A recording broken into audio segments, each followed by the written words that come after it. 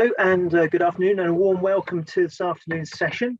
I'm Carl Towner, Deputy Head of Programmes and Trust PMO here in sunny Nottingham. Well, it was sunny, at NUH Nottingham University Hospitals, and I'm delighted to be welcoming Melanie Franklin as our guest speaker for this session on Agile Project Management. Sorry, Agile Change Management. I do apologise.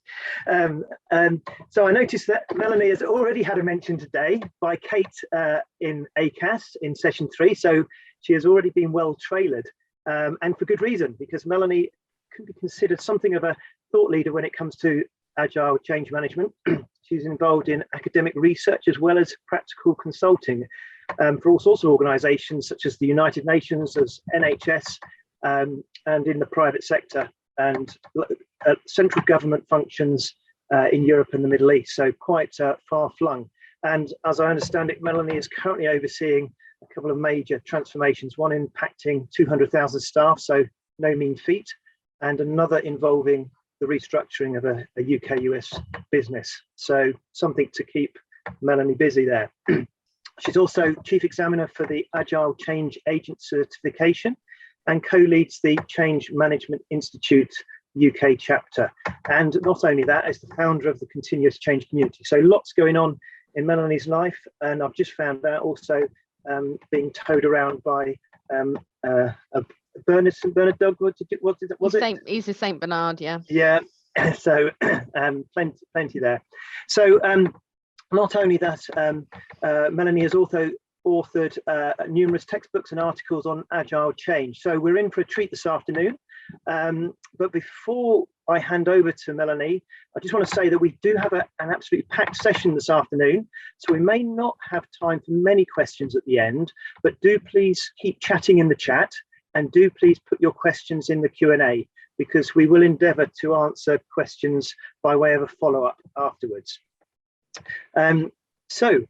Without further ado, and backed by popular demand, I'll hand over to Melanie for this afternoon's session on Agile Change Management. Enjoy. Hello, thank you very much. Right, the only interruption that I can foresee is 72 kilos of Saint Bernard, who's sat behind me at the moment and is very well behaved, but he likes to come on camera sometimes. So if I disappear, because he's at that weight, he can shoot my wheelie chair to the left and be replaced by him. I'll just keep talking and it will just be a slightly different face on screen, that's all. Right, let's get on with this then. I'm going to talk about an agile approach to leading change initiatives. The first thing I want to say is that based on the quote that Kate shared of mine this morning, and I think it's a good starting point, is that when I talk about a change, I am referring to the combination of both the tangible change and the behavioural change piece. So whatever we've created in a project environment, whether or not it's an HR style project because we're restructuring an organization, whether or not it's a business analysis driven project where perhaps we are developing streamlined processes, it may be a system driven change, it's about automating processes, it's about new functionality. It might be an acquisition, it might be a merger with another organization, it could be anything, but that is the tangible bit. It only generates any benefits for us if we start to use it or behave in a different way, that it becomes part of what we do. So tangible change on the project side for me is very much the trigger for the behavioural change piece, business readiness really, getting people working in a new way. Have we designed the processes that they need to follow? Have we got them thinking about the steps they need to take, the information they need to share, all of those sorts of things? Have we done that? Because if not, they're not going to use whatever it is we've created. They're not going to behave as we expected them to, and we won't get our return on investment because we've funded the project, but we're not getting any payback for it. So I am assuming that we understand we've got to bring those two worlds together. At the moment, many organisations, we find that actually those two worlds are being done by completely separate parts of the organisation, where we do have, and I saw in Kate's survey that I think 100% of you said that you sort of had a project management sorted. You had a framework, you were qualified. But that project management is, we pull together a project team and people are focused on a deadline date and getting something created.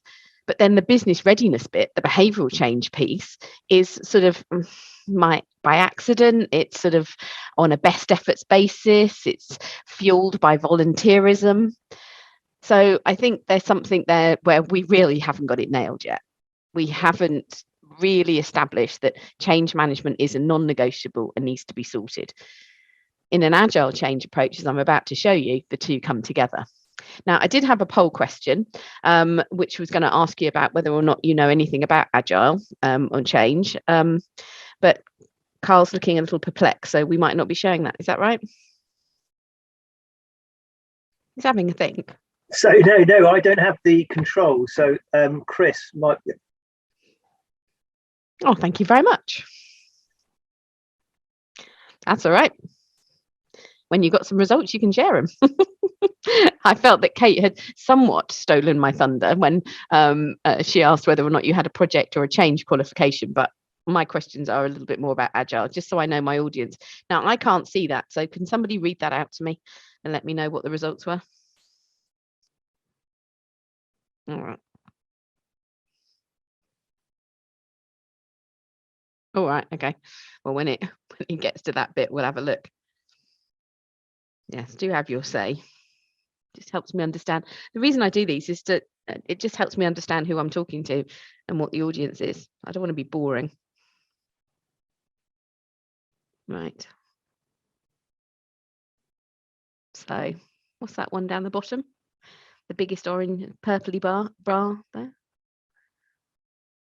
Okay, so the majority of you don't have either. And the others are scudding along the what, 15%? Would that be fair? Yeah, okay. All right, okay. Well, that's absolutely fine. Right. So I will not jump ahead too much and I'll see if I can make sense of things. So with what I've just said in mind, let's have a look about agile concepts. Now, agility very much comes out of our friends in IT. They certainly picked up and ran with it. And there are lots of methodologies and there are lots of examples out there who are making lots and lots of money. 567,000 people have taken one qualification called the the Certified Scrum Master qualification, which is that they know how to work in small Scrum teams. But what I've done is cut right across all of the methodologies because I'm not really worried about a methodology. There's never going to be just one way of doing this.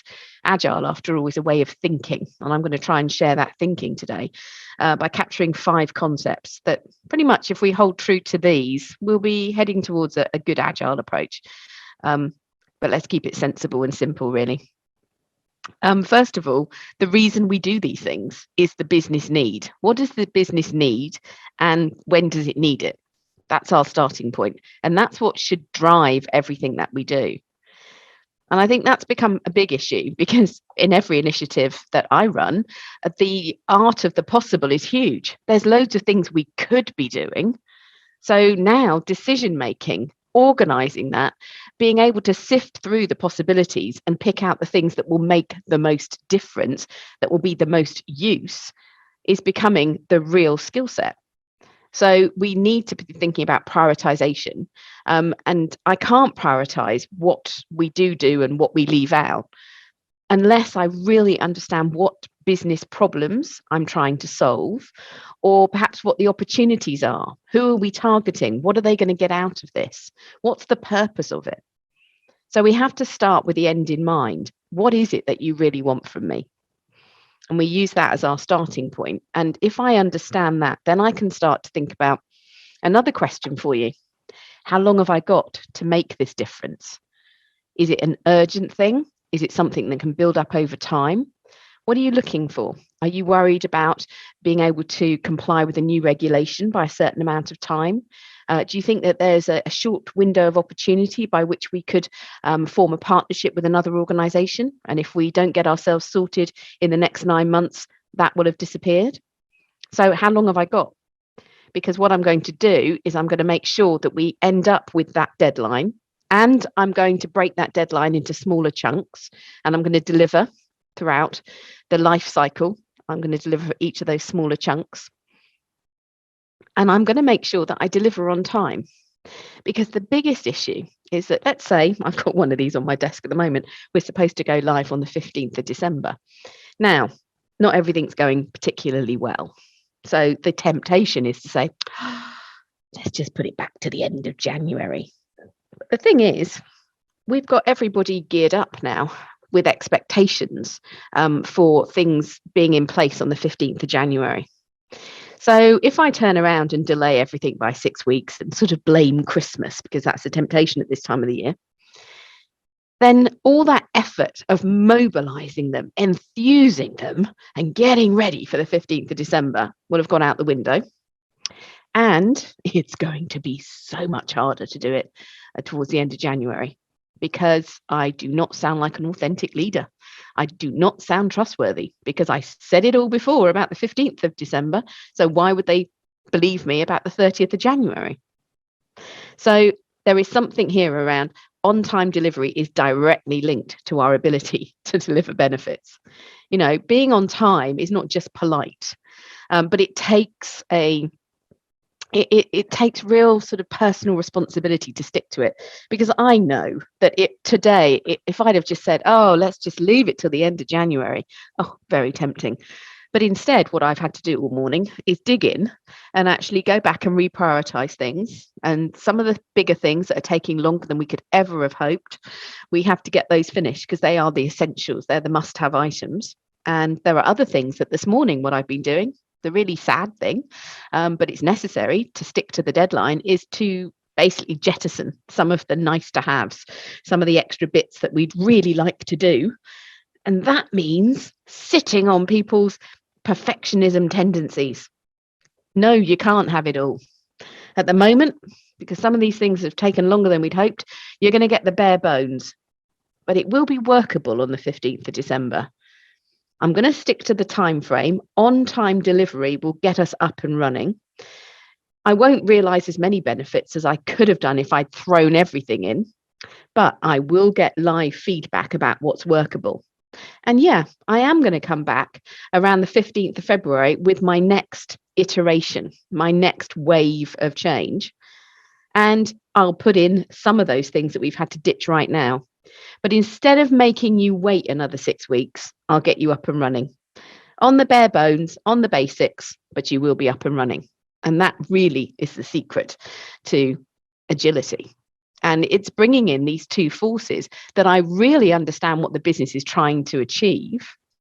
And it is my willingness to take the horrible decisions and go, we can live without this. I have to do it in an elegant way, because the people that really wanted to do some of those extra bits are going to feel disappointed. They might even feel like they themselves are being deprioritized. So there's an awful lot of emotional intelligence involved in this.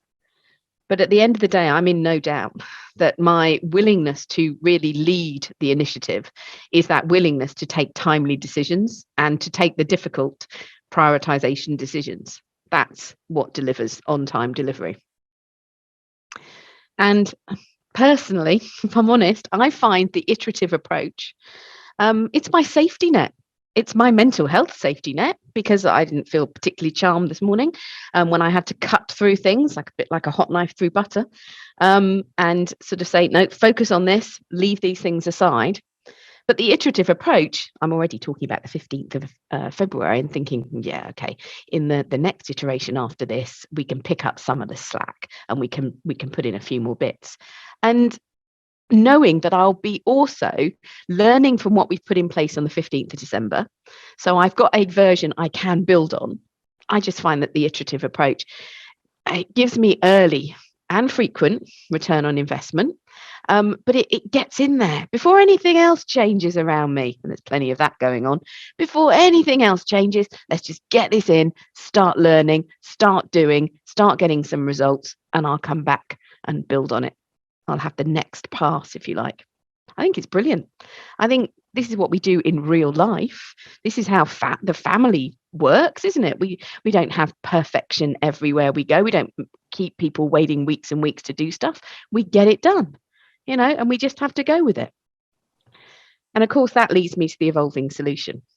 And I'm just not making everybody wait till the very end when I've done every single little piece that I could possibly have put in, working my way through a Gantt chart until you get one delivery of a complete solution at the end.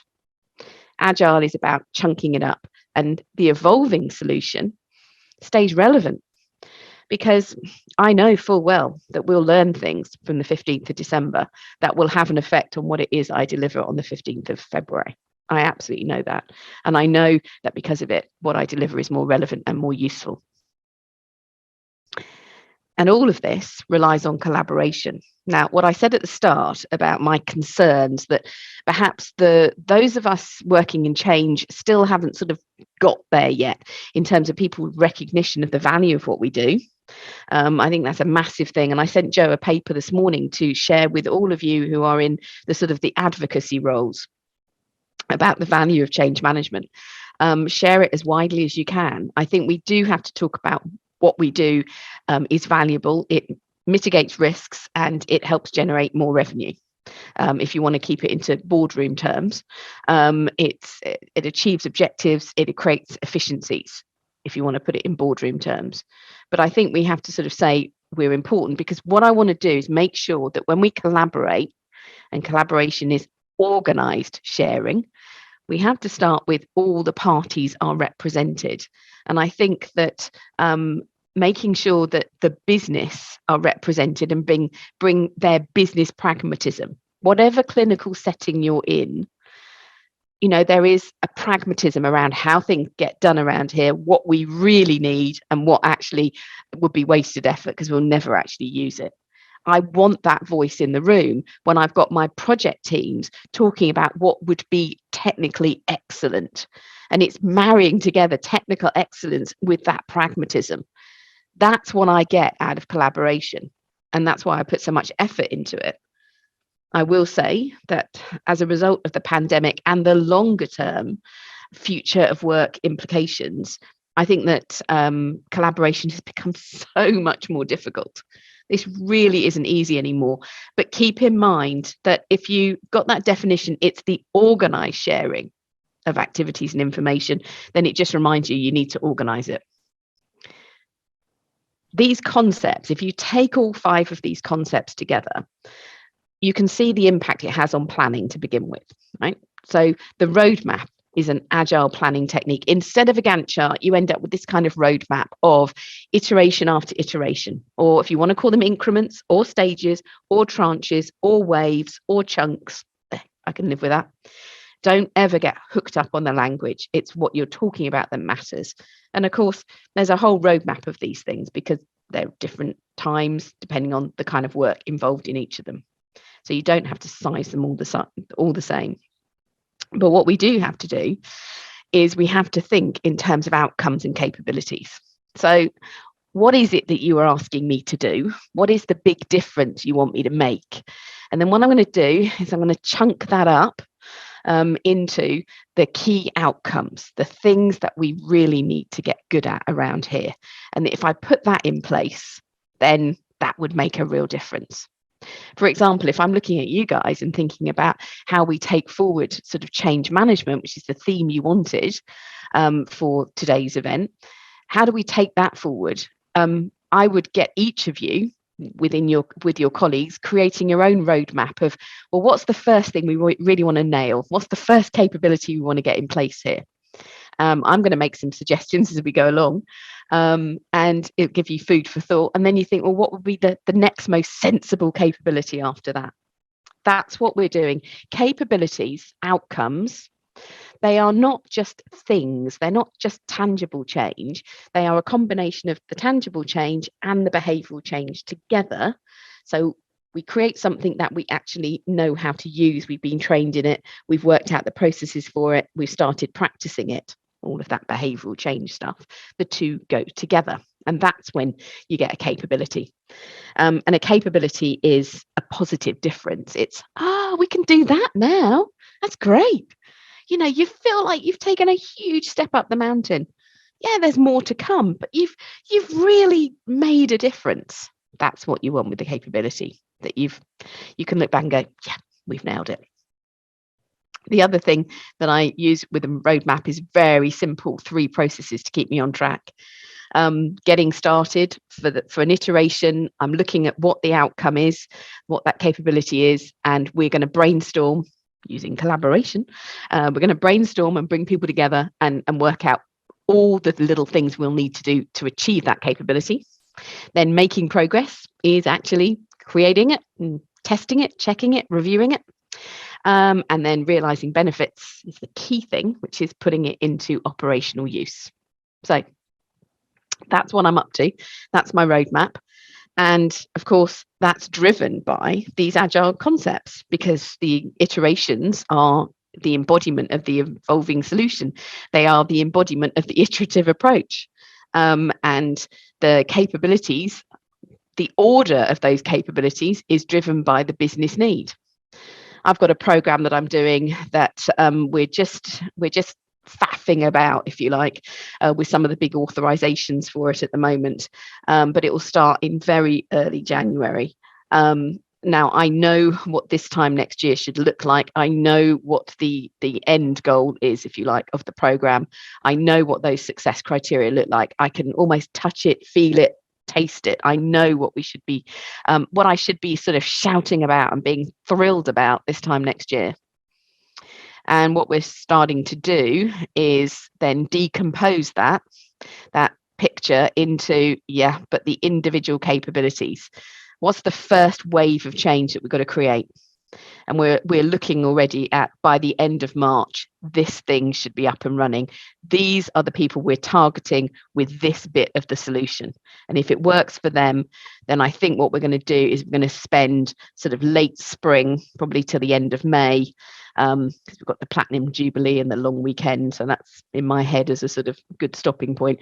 So by the end of May, we should have got, we'll take that solution and would have done 2 things. For the next capability, we would have added more functionality to it, and we would have rolled it out to a wider stakeholder group. So I'm already thinking what that's going to look like, all driven by business need. And of course, on-time delivery. And of course, I'm collaborating with all of my colleagues. So we've got the pragmatic business focus, and we've got the technical focus from the project team. So if you like that, and if there's any comments, I'm sure I will be interrupted by either Santa or Carl. Is there anything anybody wants to say before I go on to how I might use that to solve some of my issues? Yes, please. There are 3 questions. Okay, fire away. Okay, so talking about perfection, what techniques do you use with organizations who are wedded to perfection and waterfall thinking? Okay, I think one of the biggest issues is that leaders who fail to, with perfectionism, there's, I think, first of all, there's a naturalness to it. I often am very honest with them. I try to empathize, because I remember moving to this more agile world. Oh gosh, it must be 10, 15 years ago now. And before that, I was doing an awful lot of the waterfall approaches. And I get a stomach ache. I can't, it feels awful, because you feel like you're, just put it out there. You know, I know that what I have just sent out, it's not perfect. It's not as good as it could be. There are some bits missing. I know all the right stuff is there, all the key stuff is there, but of course my brain and my negative little voice is telling me, oh, but you didn't finish that, Melanie, and you could have added that, Melanie. And it just feels like that. And I think one of the things to do is to talk about the fact that you're going to have to pay that emotional price, but it's a price worth paying, because living without that perfection, what it means is that you've got something out to your audience and they are already using it. So you're balancing the value that they are getting with what you really want to do. And I think that the conversations I have with my coachees and my senior leaders and in the boardroom about not being a perfectionist anymore is that actually perfectionism is really selfish, because it makes you feel good. But actually what you're doing is you are making other people wait for you, and you're making other people suffer their current situation because you're refusing to release into them part of the solution, because you want to fiddle with it and make it perfect. And actually, you just want to bang those people on the head with something heavy. So that's my answer. Probably not the best answer, but it's definitely the truth. Thank you. Do you have any advice for when senior managers are resistant to change? So then there is little authority on the change when operation team members are also resistant. I think it's trying to understand what resistance actually means. The most important thing that I do with resistance is that I don't argue why the change is beneficial, because I think that is a very short-term way of creating bad feeling, because somebody's telling me all the reasons why we don't need change, and I'm coming at them with all the reasons why the change is beneficial. And what happens is we just keep clashing, and the emotional sort of energy gets higher and higher, and it doesn't end well. What I do instead is just recognize that the reason that people are resisting change in the majority of cases is actually because they are fearful of loss. They are losing perhaps their own confidence. They might be losing their own status. They might be losing their own grip on their sanity, because they are just about clutching on with all the pressures that are on top of them right now. But if one more thing gets added on, they will break. And therefore, that resistance is a genuine emotion to just holding on. So if I take that stance for a moment, then surely my job is to reduce down that fear. Now, we talk a lot about psychological safety. The thing that I'm trying to do is I'm trying to make the change adoption as simple, as straightforward, and as reassuring as possible. So I'm thinking about emotional resilience and coping mechanisms. I'm thinking about reframing some of what appears to be negative and looking at it from a more positive angle. But everything I'm doing is trying to take the stress level down so that people can go, oh, okay, I can cope with this then. I think it's empathy, and there's a human response to this. Thank you. That's really interesting. And lastly, COVID has recently helped with agile thinking and delivery. How would you harness this enthusiasm, given that governance and bureaucracy are creeping in again? I think it's a reminder that, and as a CEO, I will say that this chills me too. I was doing quite a lot of reading and thinking over the weekend about the VUCA world: volatility, uncertainty, complexity, and ambiguity. I think Boris popping up on the television at 5 o'clock on Saturday and muttering about yet more tests and God knows what was just another indication that the level of certainty I'd felt about being able to plan travel, plan events with family and things like that were being thrown away again, and more uncertainties come in. And I think there is that thing about reminding people that perhaps the agile approach is the absolute common sense approach to an uncertain world, and that uncertainty isn't going anywhere. So it's actually going to keep ramping up. What's going to be next in terms of what's the next disruption that's going to be felt? The CEOs I talk to, one guy is particularly obsessed with what the next set of social changes are going to be. He's talked about how his organization, it's a global organization, has been sort of affected by the Me Too campaign and then Black Lives Matter. And he says, what's the next social sort of change that's going to come along? I work with other organizations who are continually concerned about what the next environmental disaster is going to be, because where they are in the world, extreme weather events are racking up at an increasing volume and frequency. And what could be the next pandemic. So I think that it's just a reminder again that if you go back to bureaucracy, it's because you feel you've got all the time in the world, and maybe we haven't. And that actually what we want to do is chunk things up and get things up and running as soon as we can before the next wave hits us. Thank you. Okay, right. So on that basis, she says, looking at her watch, what time am I supposed to finish? In about a quarter of an hour? 15 minutes. I got 15. Well, and I wanted you to do some work as well. Okay. Yeah. Right. Okay. Just have to reiterate it. Yeah, as is well. So, a couple of things. Based on my answers, I think that one of the reasons that bureaucracy, resistance to change creeps in is because this is the fear factor. The fear factor is that I can't tell you what all the deliverables are going to be. I can't tell you what all the tangible changes are going to be, because that would be really stupid, because actually that would close down my options. I can't experiment if I promised you stuff. This is the diagram I really should be drawing for you, which is there's a known outcome or capability. I know what I want the organization to be able to do wave after wave, but how it's actually going to be able to do that, I'm not going to fix on that, because we're going to experiment, we're going to pilot, we're going to prototype that. So I think, first of all, that we can overcome the uncertainty that I think Agile creates. The top line is where the fear factor comes in. The bottom line there, talk about capabilities instead, because they're far more stable. How you're going to deliver those is up for grabs, but the capability itself is more stable. So if that's the evolving solution, we've got to keep it on track. We know that actually we'll deliver one outcome, and then because the end goal, as we learn more and as the world changes around us, we need to pivot, and we need to pivot again. Now, how do we pivot? All right. What you can't do if you're going to give consideration to this is, I had my original end goal, but I know that that will evolve.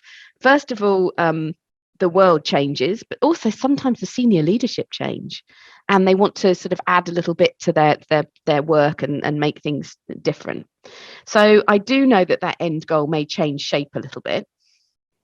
But look at that red line there, it's horizon scanning. And if I'm going to give you one practical thing to do, I think I'm going to put this onto your radar. I was going to get to maybe do some work with you about it. But if you come back on Friday, the 4th of March, when Jo Stanford's arranging this all over again, I think she's doing Wednesday, Thursday, Friday, 2nd to 4th of March. And if she does that on the Friday morning, I've promised to give you a free training session in techniques for helping you with agile change approaches. And we'll have more time to do stuff together.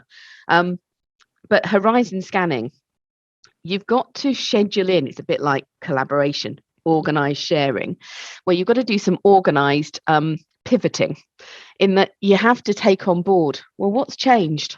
What new stuff's happened? What's been going on? So your horizon scanning's got to be planned. And that end goal is a mixture of not just what's happening in your organization, but it is also a mixture of what's also happening in society or your marketplace, what your partners, what your suppliers are up to, what technologically is possible right now, what the politicians are saying, what the regulators want from you. There's a whole load of stuff. Everybody else is evolving at a fast pace. So you're not delivering into a vacuum of stability. That's not how it works. Yeah. So what you need to be doing is you need to be thinking, hang on, what questions should we ask to see what else has changed? And I think that's the one piece of advice I would give you, which is, at the end of the day, what is it that you could ask, and how might you ask it? So I am going to ask you to put these ideas in the chat function for just a minute, and we'll get those read out. But if you were doing horizon scanning, what question would you ask to sort of just touch base and see, is there anything I need to take consideration of before we go to the next chunk? So here, it is about going back to this diagram, isn't it? And going, yeah, is the end goal still the same, or has it changed shape a little bit? Is the end goal still the same, or has it changed shape a little bit? What questions can you ask? Who should you be asking? What sources of information might you use? But I know this, my clients who have a routine, a mechanism for doing horizon scanning, it might be put onto the board agenda every 3 months to just take the temperature of the world in which they're operating. They have more thoughtful change. And because they are open to new sources of information and they are flexible, because they're more open to those things, then what happens is that I think they're more deliberate in terms of the decisions they take, and they're more willing to prioritize. That openness, that flexibility, underpinned by this horizon scanning mechanism, goes to a wider behavior about recognizing that they'll then have to take a decision. What should we ditch? What should we keep to keep going? Has anybody put anything exciting in the chat on how they might do horizon scanning?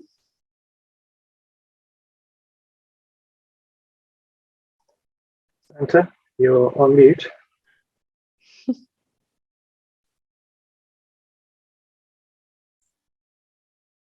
Yeah, the comments are still coming, but I think the question would fit well, if I may. So in the absence of an overall high-level blueprint through this interactive approach, how do you ensure that the final state is sufficiently coherent and comprehensive? Well, I think there's a sense, I think you might take as your end goal, your final state, something like a target operating model if you're doing a big transformation. And so, that's a very comprehensive, it covers everything, doesn't it? It covers your processes, it covers your people, it covers your technology, it covers your data and your metrics. And I think that those 5 things that I've just said form the end goal, the blueprint. I certainly am working on a program where what I do is make sure that end goal is not just a couple of sentences of a vision statement. It's not that sort of beautiful, sort of just wonderfully constructive political words that sound fantastic and that you could actually get them printed on a mug. I actually need the end goal to be more detailed. And I use a structure like a blueprint, which when we talk about the processes, standards and policies, the people and organization structure, the technology, the information and the metrics, I have that sort of template. And therefore, when we're doing horizon scanning, we can just go through it and review it and go, do we think all our assumptions are still the same? There is something in there around what are your assumptions, and if you don't capture them, it's very hard to check whether or not they're still true. So I think there's something about how do we get started in the first place in a well-formed, well-planned way. What are your assumptions? What do you think that blueprint looks like? And then there's a third thing for me, and I'm just looking at the piece of paper I've got on my desk actually, which is the 2022 one for this program, which is I've got what I call acceptance criteria. You could equally call them critical success factors. I've got 6 items here. And basically, these are the key things that if we achieve this capability, this is what we need to prioritize. For example, that one of the things on here is that we want to prioritize gaining new customers. It's a commercial project rather than just servicing our existing customers. That we want to be able to do at least half the business in Europe. Rather than the rest of the world. So again, that's gone on there. So we've got these little criteria that we check against. So I think there's something about your assumptions, there's something about a blueprint of the end goal, and then I think there's your success criteria. And if you've got those, then if you keep asking questions about what else has changed, then you're doing pretty well. Yeah. Thank you. Looking at the comments, I think we can find some themes. Checking in with the values. Have they changed or not? That's a good one. Yeah. Vision. Yeah. What about stakeholder landscape? Has that changed? Perhaps it's worth checking with stakeholders altogether whether the end result is still the same. Yeah. I think that's very good. Yeah, I think that shows me that you're getting the gist of this, guys, because the thing is, what you're looking for with horizon scanning is open questions. The point is you ask the question and it gets people talking, and you're able to build up a picture that says, do you know what, we started this initiative 3 months ago and everything that we're talking about now is still the same, so let's carry on.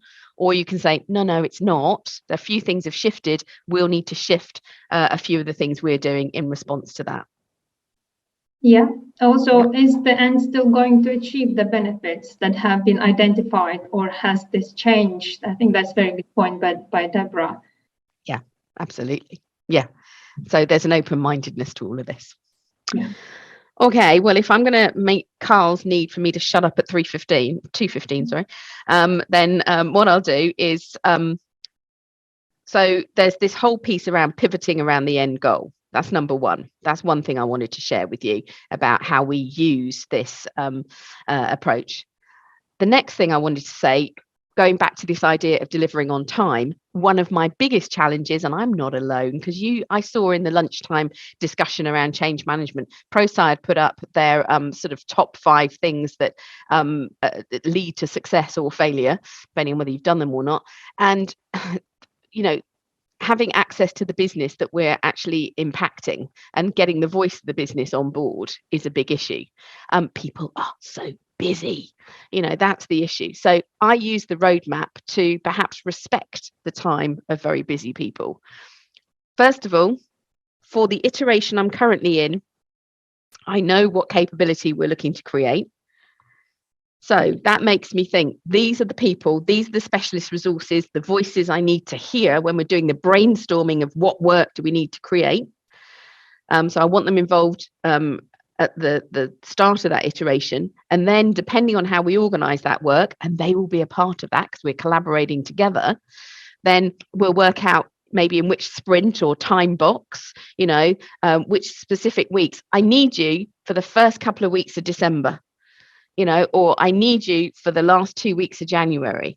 I can be a bit more specific. I think this really helps in making resources feel like I know what I'm doing. That builds confidence. I've got a plan.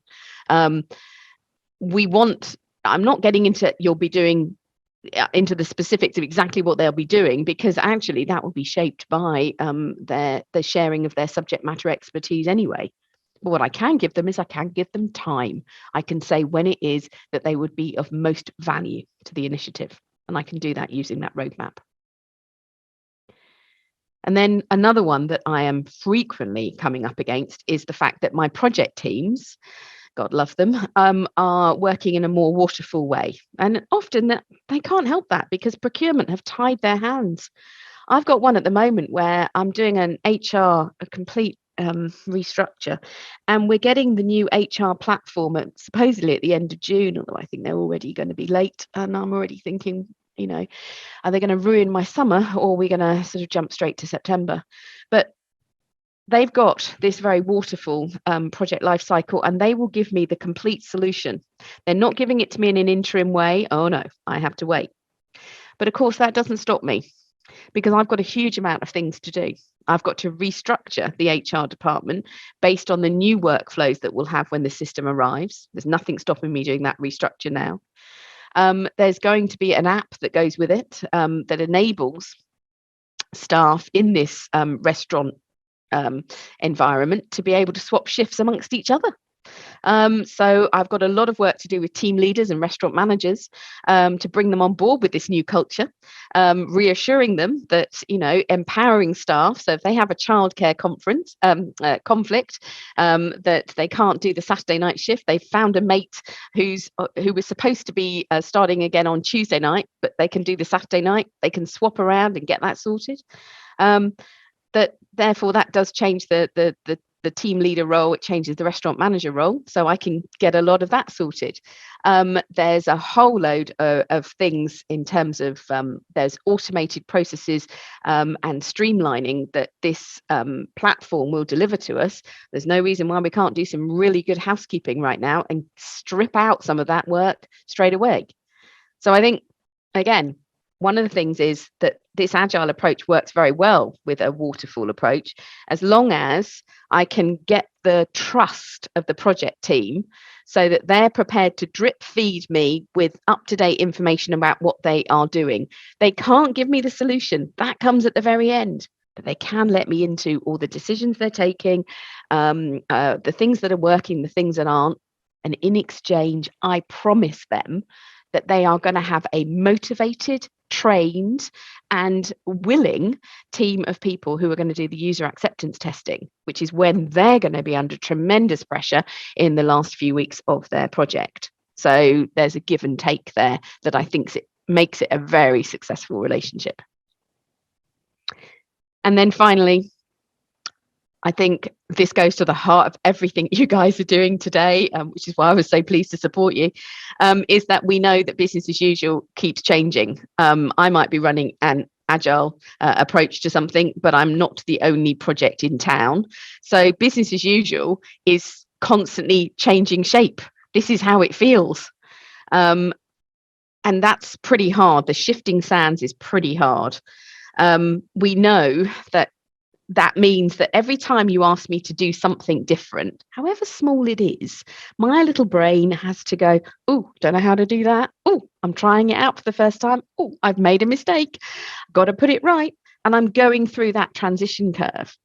And I'm going through that multiple times. So I think that we have to work out what are the activities for behavior change, make sure everybody knows about it, create that psychological safety I talked about earlier on, and basically provide a lot of coaching and support in emotional resilience so that people can lead themselves through these changes. Because the volume of change in any organization, in any industry, in any country is accelerating. It's not getting any slower. There we go. Super, thank you very much, which just brings us nicely to 1:15. Thankfully, we have had some chance for some questions as we go. Is there any burning question that you feel that we should have asked, or any last word that you'd like to throw in, Melanie? There is one more question if we have a minute. Yeah, you go ahead. Go on, I'm not watching the clock. How does an agile resourcing plan work when working with clinicians that have a 3-month timeline to free up? Okay, so I'm going to go backwards and I'm going to go to this one here. So there is nothing to stop me knowing that I know the capabilities for each of the iterations throughout the next 6 to 9 months, being able to sort of plan ahead a little bit more and say, we don't need you for iterations 1, 2, or 3, but we will need you for iteration 4. So we can get ahead, I think, and put into people's diaries when we actually know stuff. And that is something else, by the way. I don't just talk to people about that I'm going to need their assistance. I actually send out invites. It's amazing what I do, but I actually block people's diaries out, and it might be up to a year in advance. Now I know that they might change roles, etc., but I get it in people's diaries. I actually sort of say, well, we're going to be doing this iteration. If they are a very difficult resource to get hold of, I'm going to be very clear about my agendas. I'm not just inviting them to something, but I will say what the purpose of the event is, what decisions they will be required to take, or what we're going to be asking them to share with us. I tell them that as far in advance as possible. I do everything I can to respect the time of busy people. Excellent. Super. Thank you. I like that. So I'm just going to, you started off with one of the things that I've been talking about at Nottingham, and that's leading with purpose, purpose-led. And then you've almost finished with something that only came up this morning in a conversation, which is all about horizon scanning. And so it's all very, I'm now got to go back and fill in the gap in between and pick out the slides for that. So thank you very much for that. We do have to leave it there, I'm afraid. I'd like to carry on, but the slides will be made available. If we have any unanswered questions, we'll endeavour to get those answered and treat that as a follow-up. And as you can see, Melanie has just swung right back, beautifully timed to, so I know Melanie is very willing to be contacted via LinkedIn and directly through email. And when we do get a project challenge again, a cup of coffee at the stand, no doubt. So yeah. Thank you very much, Melanie. Really, really appreciate your time today. And thank you for everybody for participating. Leave your comments. Take care, guys. Thank you. In the chat. Lovely. Thank you.